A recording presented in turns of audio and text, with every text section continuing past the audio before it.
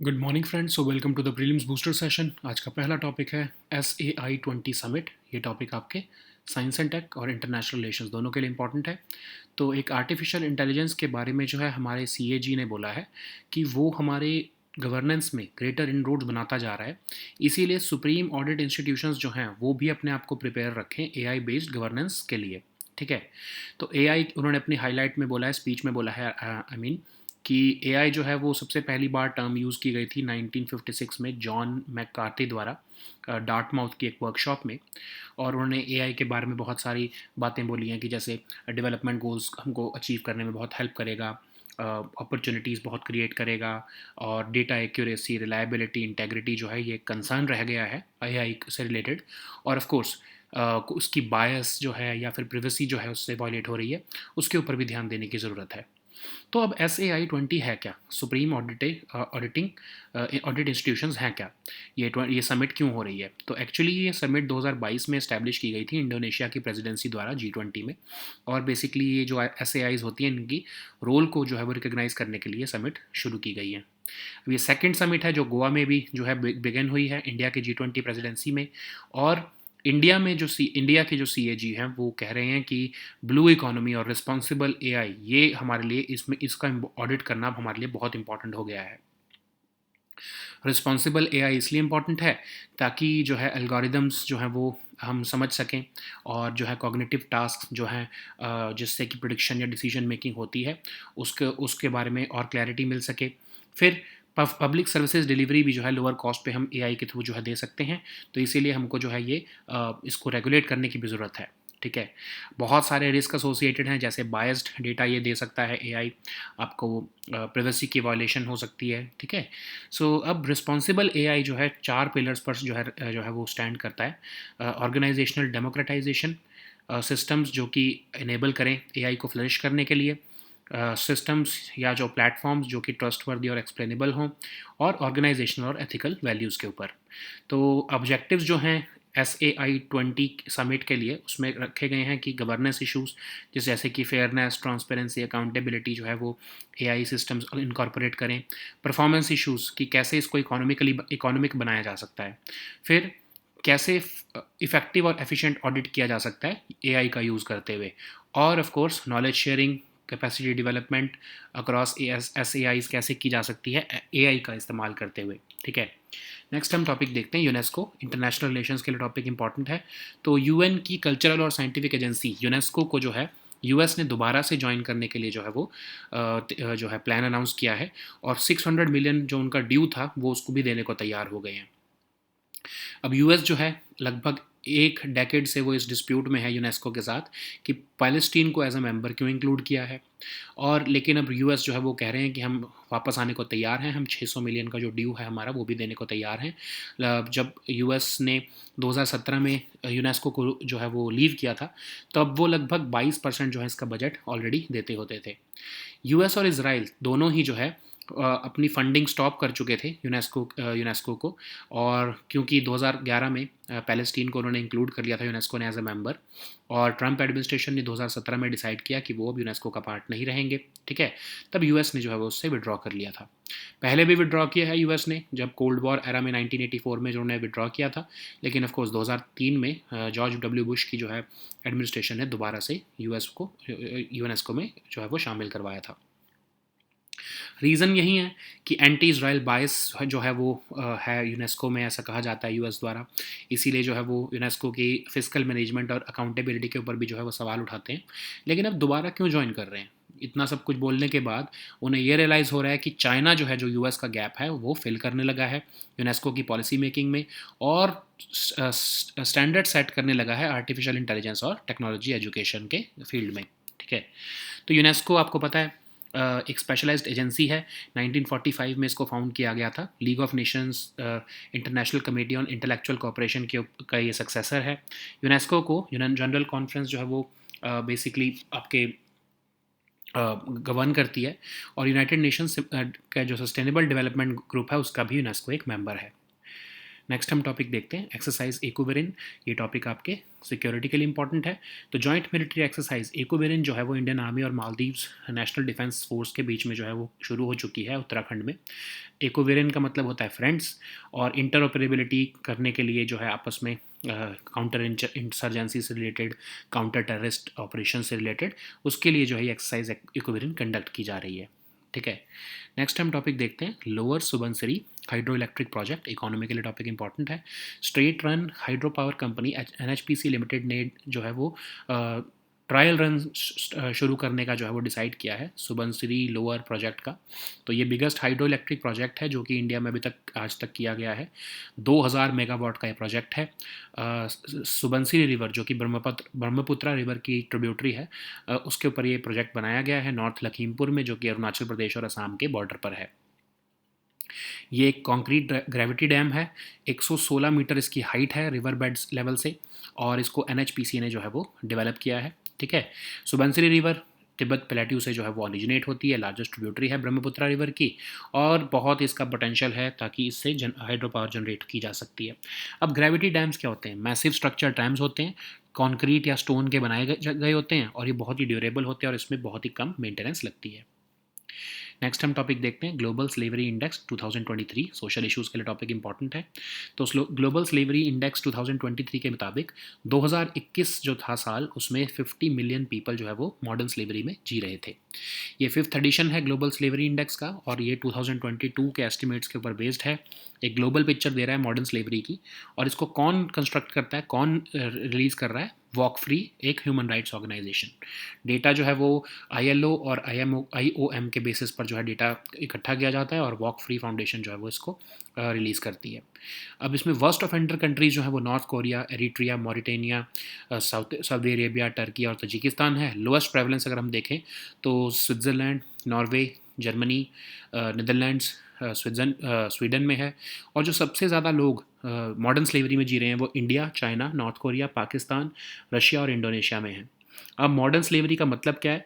मतलब सिचुएशन जहाँ पर एक्सप्लॉयटेशन हो रहा है, पर्सन जो है वो मना नहीं कर सकता या लीव नहीं कर सकता उस एक्सप्लॉयटेशन को, जैसे कि forced labour, forced marriage, debt bondage, sexual exploitation, या इवन ह्यूमन ट्रैफिकिंग। ठीक है, तो इन सब को जो है मॉडर्न स्लेवरी में डालते हैं।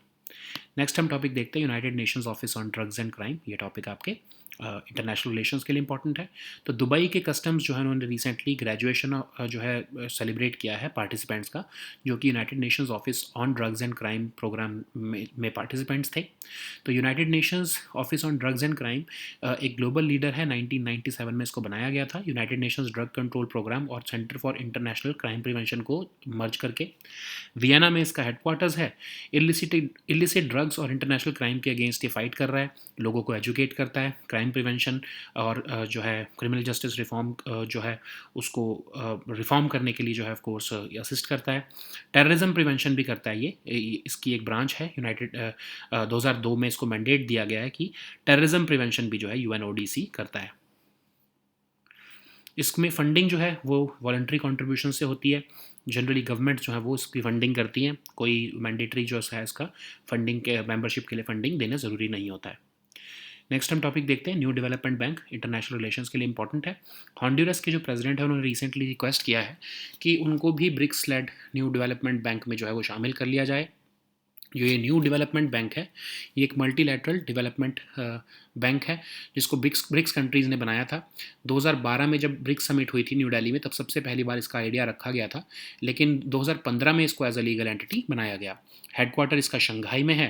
पहला रीजनल ऑफिस जो है वो जोहानिसबर्ग, साउथ अफ्रीका में खोला गया, और सेकेंड रीजनल ऑफिस इसका साओ पोलो, ब्राज़ील में खोला गया 2019 में, और उसके बाद फिर मॉस्को में भी इसका एक रीजनल ऑफिस खोला गया है। और इसकी मेंबरशिप जो है वो किसी भी मेंबर ऑफ यूनाइटेड नेशंस के लिए ओपन है। लेकिन फिर भी वोटिंग पावर जो है वो कंट्री जितनी कंट्री का शेयर है बैंक में उसके हिसाब से होगी। और ये रखा गया है कि 5 ब्रिक्स कंट्रीज़ जो है वो मिनिमम कम से कम 55% ऑफ टोटल शेयर्स जो है वो अपने पास रखेंगी, चाहे जितने भी मेंबर्स को ज्वाइन करें। ठीक है, प्रेसिडेंसी जो है वो भी ब्रिक्स मेंबर्स के बीच में ही जो है रोटेट होती रहती है। नेक्स्ट हम टॉपिक देखते हैं चिकनगुनिया, सोशल इश्यूज़ के लिए टॉपिक इंपॉर्टेंट है। एक रिसेंटली पब्लिश रिसर्च पेपर के मुताबिक ह्यूमन क्लिनिकल ट्रायल किया गया है एक वैक्सीन का, जो कि चिकनगुनिया को रोकेगी। उसमें 99% इम्यून रिस्पॉन्स जो है वो ऑब्जर्व किया गया है। चिकनगुनिया एक वायरल डिसीज़ है। एडिस जिप्सी और एडिस एल्बोपेक्टस मॉस्किटो से जो है ये ट्रांसमिट होती है, और सदर्न तंजानिया में 1952 में पहली बार ये जो है ऑब्जर्व की गई थी। सिम्टम्स जनरली 4 से 8 दिन के बीच में आते हैं। ऑनसेट ऑफ फीवर होगा, जॉइंट में पेन होगी, मसल पेन होगी, हेडेक होगी, नोजिया, फैटीग, रैश होगा। अभी तक कोई वैक्सीन तो अप्रूव नहीं है, इसलिए जो है वो सिम्टम्स को रेस्ट, फ्लूइड और ड्रग्स के थ्रू ही जो है वो मैनेज किया जाता है। नेक्स्ट हम टॉपिक देखते हैं पालकी फेस्टिवल, आर्ट एंड कल्चर के लिए टॉपिक इंपॉर्टेंट है। तो पुणे में अभी जो है G20 digital economy working group की जो कॉन्फ्रेंस हो रही है, उसमें 800 साल पुरानी वरकारी कम्युनिटी के पालकी फेस्टिवल का उनको ग्लिम्स देखने को मिला है, जो डेलीगेट्स वहाँ पर आए हैं। तो पालकी फेस्टिवल एक 1000 साल पुराना लगभग फेस्टिवल है, जो कि महाराष्ट्र में कुछ सेंट्स ने स्टार्ट किया था। एक एनुअल पिलग्रिमेज होती है जिसको आप यात्रा कहते हो, पंढरपुर में, जिसमें हिंदू गॉड विथोबा विथोबा जो बेसिकली हैं वो डेटी हम भगवान कृष्ण को कहते हैं। इसमें जो है पालकी लेकर जो है वो पालकी में उनके पादुका लेकर जो है वो सेंट्स जो है वो इस जो है पिलग्रिमेज को करते हैं, यात्रा को करते हैं इन द मंथ ऑफ जेष्ठ, जो कि जून का महीना होता है। 11th डे से ये स्टार्ट होती है, और जो है अशद मंथ में जो है ये हर साल पालकी जो है वो पंढरपुर में पहुंच जाती है। ठीक है, शुरू से लेके चाहे संत ज्ञानेश्वर जी हों, चाहे संत तुकाराम जी हो, नारायण बाबा जी हों, सब जो है इसमें पार्टिसिपेट किया है। और वारकारी कम्युनिटी का जो है ये एक बहुत ही फेमस ट्रेडिशन है। अब वारकारी कम्युनिटी कौन है? वो हिंदू रिलीजियस सेक्ट जो कि विथोबा, जिनको विट्ठल भी कहते हैं, एक इनकारनेशन ऑफ कृष्णा, उनकी जो है ये वर्शिप करते हैं। ठीक है, so now let us see all these topics in English. So the first topic is SAI 20 Summit. This topic is important for international relations. And artificial intelligence is, as artificial intelligence is making inroads into governance, the CAG of India has said that supreme audit institutions must prepare themselves for auditing AI-based governance systems also. So this during his speech, he has highlighted that the AI was first coined in 1956 by John McCarthy at a workshop in Dartmouth, and he has basically given us a vision of AI that it can help countries to achieve development goals. But SAIs, the supreme audit institutions, they must be prepared to adopt AI, and they must be prepared to audit them also, to see if there is any exclusion or bias or violation of privacy, and also to ensure that data accuracy, reliability, and integrity of AI can be maintained. So, what is SAI 20? SAI 20 was a group which was established during 2022 during Indonesia's presidency of the G20, and it's a recognition of role of SAIs among the G20 countries regarding their contribution towards good governance, efficiency, accountability, and transparency. Okay, so the mandate, of course, is to engage actively and effectively with the entire spectrum of stakeholders.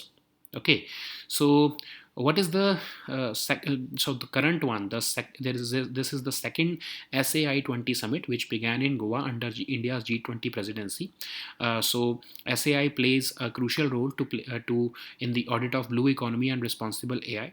So there is a need for responsible AI, because AI has, of course, we have seen the benefits of it, that it can perform cognitive tasks and it can help us in prediction and decision making. So we have to utilize it to utilize it for efficient public services delivery at lower costs, and to minimize the significant risk associated with it, we need audit of it. Okay, so responsible AI stands on these four pillars: organizational democratization, systems which enable AI to flourish, trustworthy and explainable. It should be trustworthy and explainable by design, and it should have organizational and ethical values also. So the SAI 20 engagement group has highlighted certain objectives on responsible AI. For example, with respect to governance issues, they have said that there should be fairness, transparency, accountability in the audit of AI systems. There should be performance issue. There we should focus on performance issues like that it is economical in terms of reduced costs, and we should leverage more AI for efficient audit. and more effective audit. So it has been these are certain objectives of the engagement group in which members of SAI 20 have participated. Okay, so the next topic is UNESCO. This topic is important for international relations. So UN Cultural and Scientific Agency, UNESCO, has announced that US wants to join, or rather rejoin, and pay more than 600 million, which is back in 600 million, which is of course its due share to it. So UNESCO, US is planning to rejoin UNESCO after a decade-long dispute, which was sparked by the inclusion of Palestine as a member in 2011. So US contributed 22% of US UNESCO's overall funding, and the US and Israel both stopped funding UNESCO after Palestine was included as a member in 2011. The Trump administration went ahead and it withdrew from this agency altogether in 2017. It was the second time that US withdrew from UNESCO after 1984, and the main concerns are regarding the UNESCO's perceived anti-Israel bias. Okay, and they also have certain concerns about fiscal management and accountability within UNESCO. But then why are they rejoining it? Because the US thinks that China is filling their gap, and it is setting the standards for artificial intelligence and technology education around the world. Okay, so for that, US wants to rejoin the group.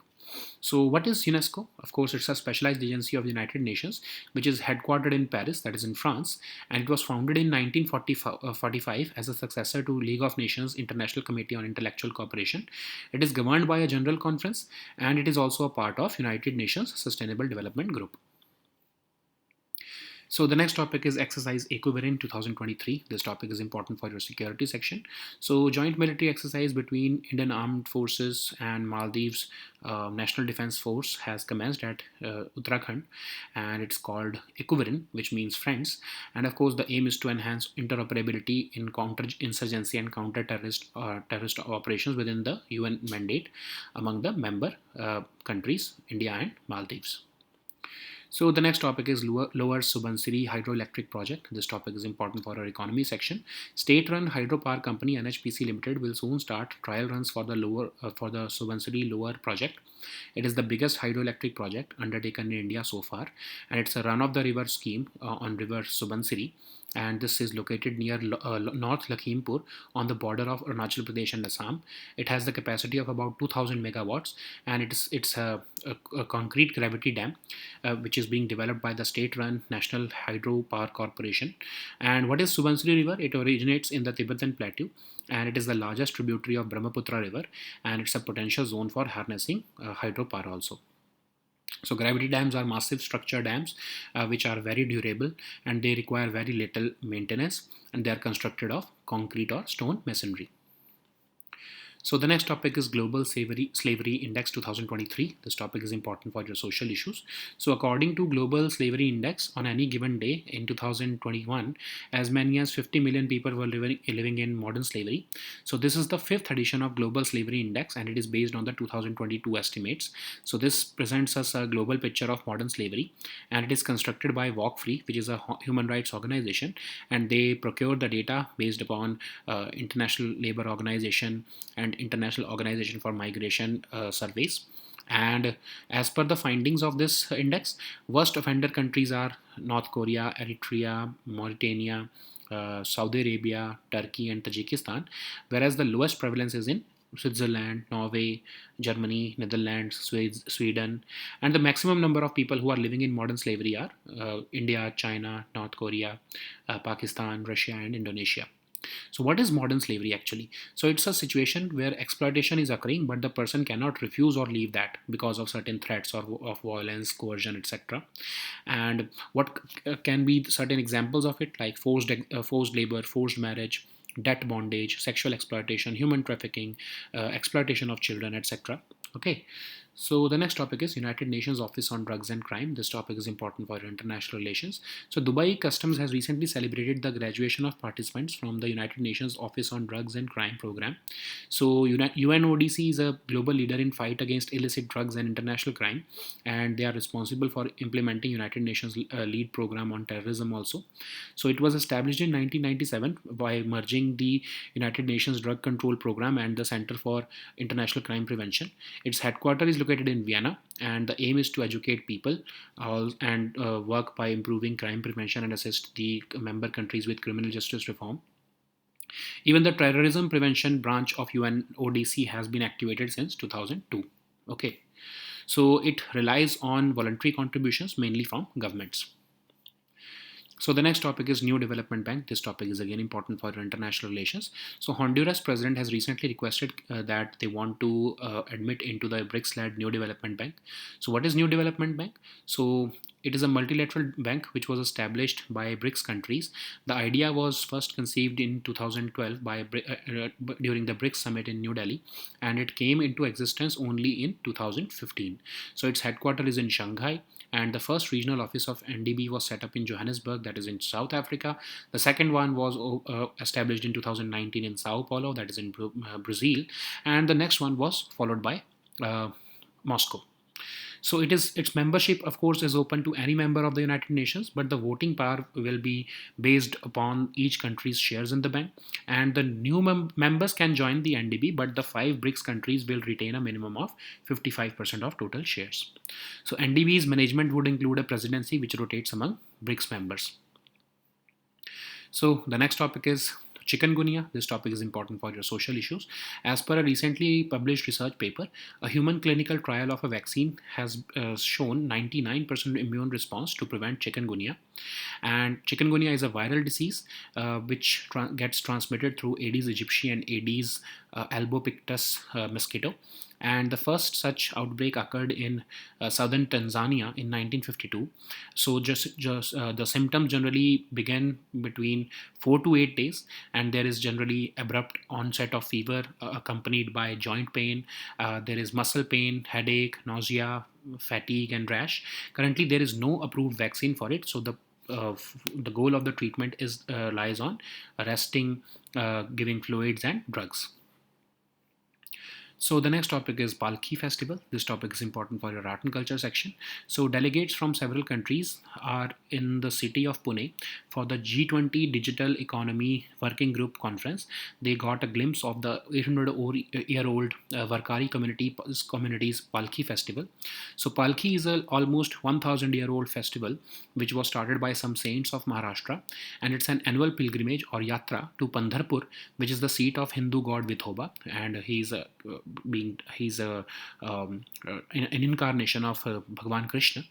And generally these saints walk with palkis, that is chariots, and they carry the paduka, that is the sandals of various saints, and most notably the Gyaneshwar and Tukaram. And the palki starts in the month of Jesht, and on every year on the 11th day of the first half of the month of Ashad, the palki reaches Pandharpur. So every saint, right from Sant Gyaneshwar to Sant Tukaram, was following this Wari tradition. Who are these Varkaris? So they are a Hindu religious sect, and they worship Vithoba or Vitthal, who is an incarnation of Krishna. Okay, so these were our topics for today. We'll meet next time with new topics. Until then, goodbye and take care.